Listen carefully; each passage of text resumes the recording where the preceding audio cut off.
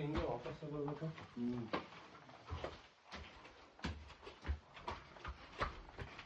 ವಾಪಸ್ ಹೋಗ್ಬೇಕು.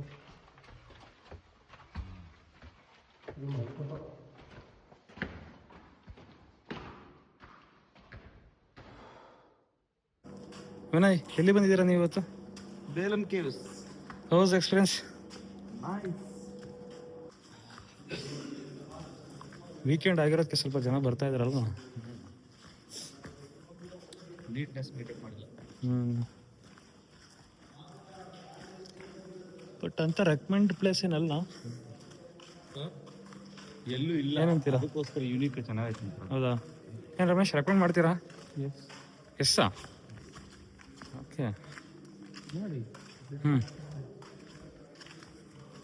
ಎಲ್ಲೂ ಇಲ್ಲ. ಅದೇ ಎಲ್ಲೂ ಇಲ್ಲ, ನಮ್ಮ ಕರ್ನಾಟಕದಲ್ಲಿ ಎಲ್ಲೂ ಇಲ್ಲ. ಬಟ್ ಇನ್ನೂ ಚೆನ್ನಾಗಿ ಮೇಂಟೈನ್ ಮಾಡ್ಬೋದಾಗಿತ್ತು ಟೂರಿಸಮ್.